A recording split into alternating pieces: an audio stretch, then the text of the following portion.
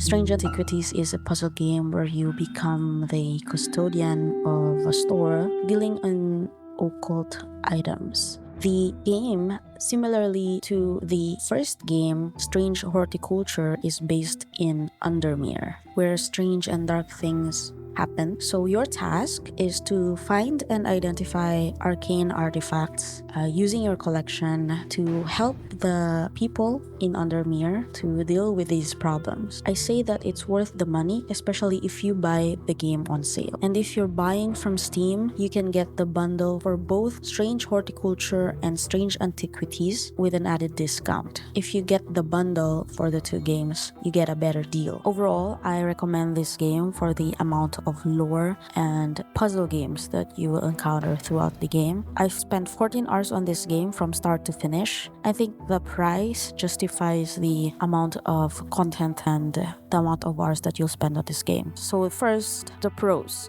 Undermere, the lore that surrounds that place is intriguing. I do love the organizing aspect of the game where your occult antiquities and your items are on the shelves and you have cabinets under your desk. I love the idea of people meeting you at the counter and talking about their needs and their problems. So there's this community and responsibility aspect that you need to make the right decisions.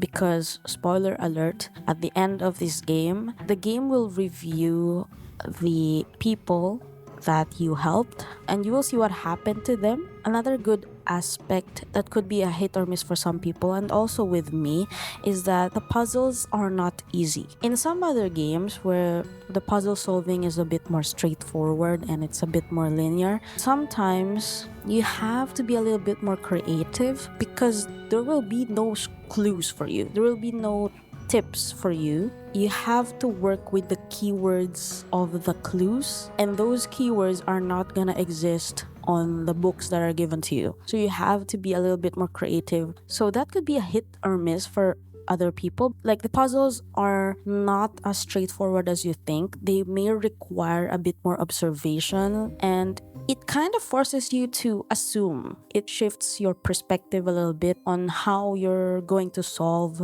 these puzzles. Maybe sometimes, the game is gonna require you to think out of the box, but some people might not like that. For me, another pro is the artwork. I really loved the artwork and even the ambience of the whole game. There's no voiceovers in this game, but the music and the choice of sound effects, it gives you that eerie feeling, but not totally horror. It's just this tiny little bit of tension to keep you hooked on the game, and I love that. It's like there's this impending doom. Yeah, there's gonna be doom at the end of the game, but yeah, it gives you that feeling to keep your feet on your toes a little bit. It's just a bit eerie and weird and mysterious, and I love that. I love a good mystery, and this game captures that. There's a lot of potential to this game series, in my opinion. So jumping into the cons, I actually had a hard time following the story, but maybe it's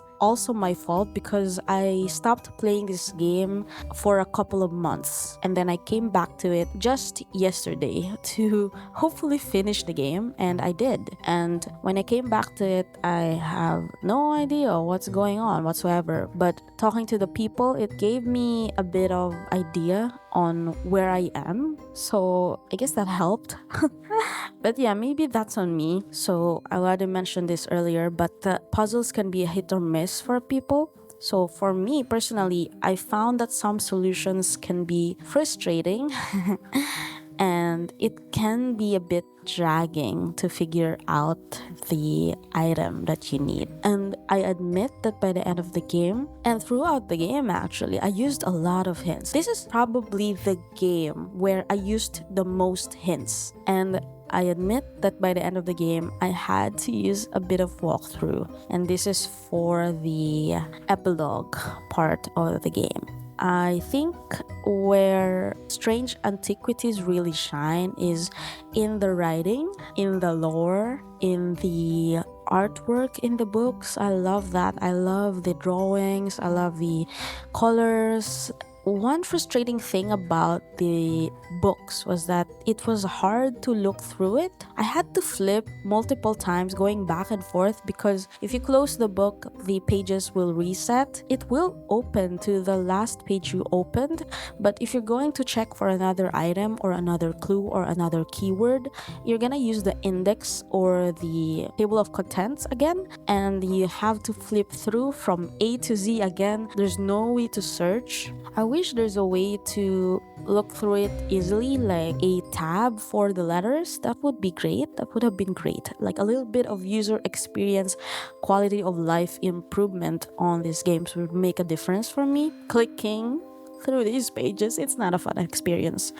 I still recommend Strange Antiquities because I think if you love puzzles like I do, it's just something that you need to own and you need to play. And I have a feeling that I would want to replay this in the future when I am overwhelmed with other games. I could just sit down and get my handheld gaming PC and just play it in a corner in my house. I don't know, it gives me this comforting feeling that I own this game and I got it on a discount. So this is it here for me. If you love games like this, I also highly recommend The Root Trees Are Dead. I also made a review for that. And yeah, I'll see you guys again next time.